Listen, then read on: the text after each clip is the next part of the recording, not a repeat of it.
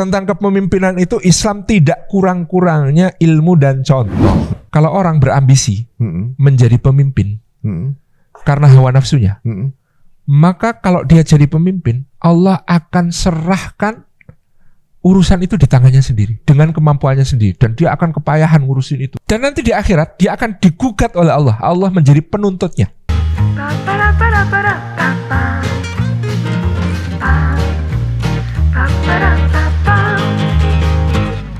Ini jangan sampai ada yang mengira, oh Islam nggak mengatur tentang kepemimpinan. Itu ada. Bagaimana Umar bin Abdul Aziz melakukan rekonsiliasi dengan menghapus caci maki terhadap oposisi di mimbar. Bagaimana beliau mengembalikan hak-hak yang dirampas oleh negara. Jadi proyek itu harus berpihak pada negara.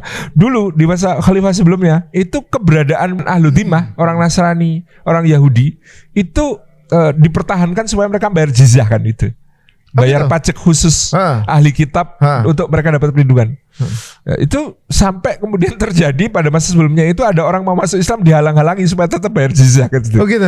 Oleh Umar nggak boleh kayak begitu. Semua kita sambut masuk Islam sebesar-besarnya gitu kan. Terus di masa khalifah sebelumnya dipaksakan mau ngepung Konstantinopel dengan sumber daya begini sampai pasukan-pasukan ini terlantar, nggak dapat ransum, menderita di garis depan dan macam-macam. Umar bin Abdul Aziz berpikirnya ini belum saatnya ini Konstantinopelnya, mundur dulu, tarik, kembalikan kepada keluarganya ini, pasukan-pasukan yang di garis depan ini. Kebijakan-kebijakannya itu mungkin kalau sekarang ada yang ngeritik juga, gimana sih Umar bin Abdul Aziz, wong Rasulullah sudah bersabda Konstantinopel akan ditaklukkan kok malah pasukannya ditarik mundur gitu ya. Beliau berani untuk tidak populer dalam saat itu. Demi ini sudah keluarganya terdolimi, di garis depan terdolimi, kasihan, tarik mundur. Beliau tuh nggak apa-apa dibully di sosmed waktu itu. Nggak apa-apa. Dibully di majelis-majelis para penyair kalau zaman dulu kan, majelis-majelis para penyair itu tidak masalah. Tapi beliau membuktikan dalam 2,5 tahun itu di masa kepemimpinannya tidak ada penerima zakat. Tidak ada orang yang mau menerima zakat. Itu bukan tiba-tiba orang jadi kaya semua, enggak Mas. Tapi ini soal kehormatan. Di masa beliau terjadi peningkatan rasa self-esteem masyarakat Islam. Enggak, saya enggak fakir kok, enggak, saya mampu, enggak usah dikasih zakat, gitu loh. Lebih ke arah ini marwah. Jadi orang itu merasa bangga jadi muslim, senang, dan ada yang lebih membutuhkan dari saya, untuk yang lain aja. Mengutamakan orang lain. Jadi masyarakatnya itu sehat, mental maupun fisik. Nggak kaya uang tapi kaya hati, kaya mindset ya? Iya, bandingkan dengan tadi konglomerat zaman Abu Bakar yang masih minta jatah mu'alaf tadi. Ini tuh di level ya saya tuh nggak punya, tapi ada orang lain yang lebih butuh, buat orang lain aja. Ini menarik berarti yang kaya pun minta jatah, berarti yang kaya pun mindsetnya miskin. Itu ada seperti itu kan di masa yang lain. Tapi sekarang juga banyak. Di masa Umar bin Abdul Aziz itu sampai di level rakyat yang miskin tidak merasa miskin karena bagi mereka ada yang lebih berat dari mereka. Yang miskin mindsetnya cukup. Tersinggung, saya mau dikasih zakat tersinggung. Bukan, saya nggak berhak, ini ada yang lebih berhak, buat yang lain aja gitu. Jadi mungkin ada yang membayangkan di masa Umar bin Abdul Aziz tidak ada yang menerima zakat. Bukan karena tiba-tiba kaya, enggak, tapi mindsetnya menjadi orang-orang yang akhirnya dikirim kemana zakat kalau gitu? Akhirnya dikirim ke Afrika. Karena di negaranya dan bahkan kemudian kebijakan Umar bin Abdul Aziz di masanya, sebagian harta zakat dipakai untuk apa tahu nggak? Tunjangan pernikahan. Ya Allah. Demi anak-anak muda ini daripada maksiat gitu ya, mereka dipersilakan mempercepat pernikahan. Yang menikah dapat tunjangan dari negara, insentif dari negara. Kalau mereka mau berbisnis dapat modal dari negara, kan gitu. Berarti ekonominya jadi bagus, bergerak. Jadi ekonominya bergerak gitu. Beliau sendiri jadi orang kaya nggak, Umar? Agak sedih mau cerita. Umar bin Abdul Aziz itu khalifah sebelumnya namanya Walid bin Abdul Malik, kemudian Sulaiman kan. Walid bin Abdul Malik ketika meninggal itu ketika harta pribadinya dibagi warisannya di luar kebun, hewan ternak, itu ada uang cash. Uang cashnya itu per anak dapat 40 juta dinar. 40 juta dinar itu kan 1 dinar itu 4,25 gram emas. Ambil angka bawah 4 juta lah. 4 juta kalikan 40 juta. 160 miliar. Triliun. 160 T per anak warisannya. Itu khalifah sebelumnya, menunjukkan kayak apa pemimpin numpuk harta.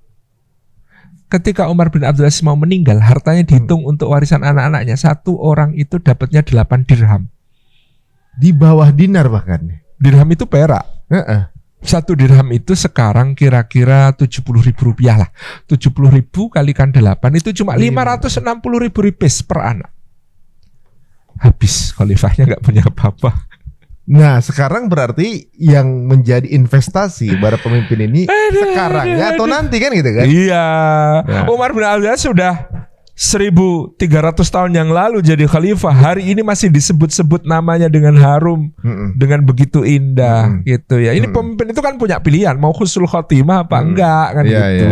Mau namanya disebut dalam doa-doa sampai kapan gitu kan. Masih didoakan sampai sekarang rahimahullah rahimahullah. Itu untuk Umar bin Abdul Aziz. Dan yang namanya pemimpin yang adil, Mas Ari. Kan begini, ada hadis Nabi yang menarik. Kalau orang berambisi menjadi pemimpin karena hawa nafsunya, maka kalau dia jadi pemimpin, Allah akan serahkan urusan itu di tangannya sendiri dengan kemampuannya sendiri, dan dia akan kepayahan ngurusin itu, capek nggak habis-habis, malam nggak bisa tidur, ya siang nggak bisa makan ngurusin kepemimpinan yang nggak habis-habis urusannya, riwuh, ya. Dan nanti di akhirat dia akan digugat oleh Allah, Allah menjadi penuntutnya atas tanggung jawab itu. Padahal di dunia diserahkan pada dia.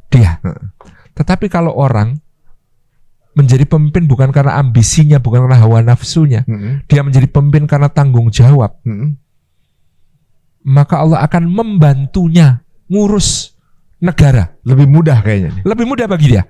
Dan di akhirat Allah bukan menjadi penuntut, tapi menjadi pembelanya. Kalau ada yang gugat. Jadi berbeda di sini. Di masa Umar bin Abdul Aziz itu sampai serigala itu nggak mau memangsa domba-domba yang sedang digembalakan di padang rumput dekat hutan. Domba itu, Pak, serigala itu? Serigala itu malah kayak herder, kayak apa namanya, shepherd, apa namanya, anjing gembala. Anjing gembala buat domba-domba, aneh kan? Sehingga satu hari ada seekor serigala nerkam satu anak domba. Penggembalanya nangis terseduh-seduh. Ditanya sama temannya, kamu apa lebay banget nangisnya sampai gitu? Cuma satu ekor domba diterkam serigala aja nangis. Apa kata dia? Aku bukan nangisi dombaku, aku nangisi pemimpin. Selama ini 2 tahun lebih tidak pernah serigala memangsa domba-domba. Karena keberkahan seorang pemimpin yang adil. Hari ini ada serigala mangsa domba.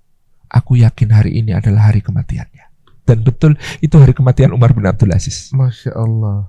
Jadi kalau dia pemimpin, apa yang dia tidak sanggup akan Allah urus.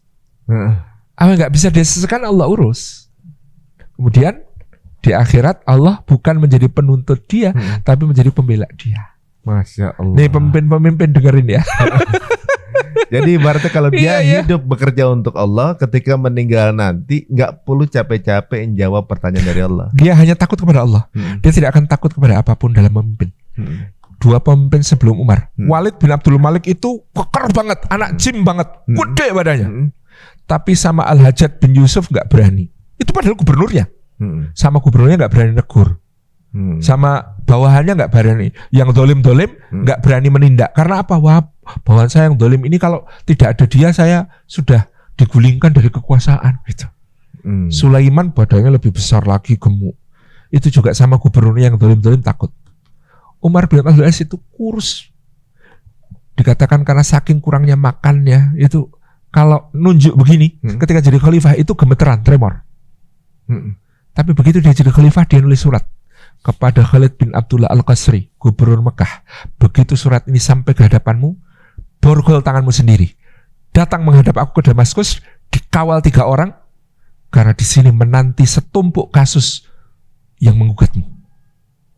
Dan itu gubernurnya ketakutan. Dia borgol tangannya sendiri coba. Kepada Muhammad bin Yusuf As-Saqafi, gubernur Yaman. Ini adiknya Al-Hajjaj.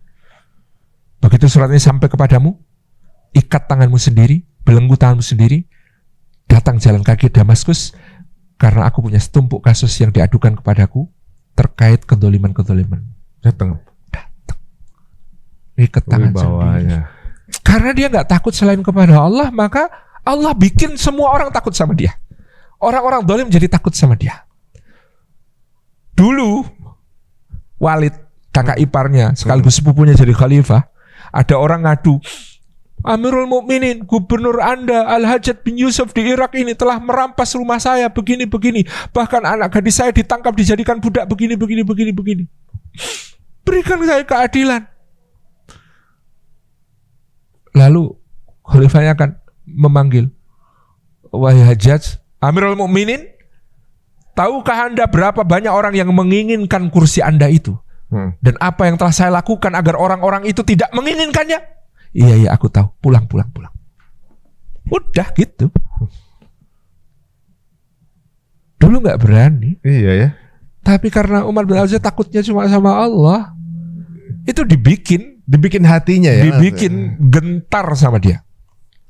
Maka ini sama pemimpin-pemimpin, meskipun di dekatnya ada cukong-cukong, meskipun di dekatnya ada orang-orang kuat yang mau backing, nanti kalau sudah berkuasa, tolong berpihak pada rakyat, takut sama Allah. Insya Allah tuh cukong-cukong nanti takut sama Anda.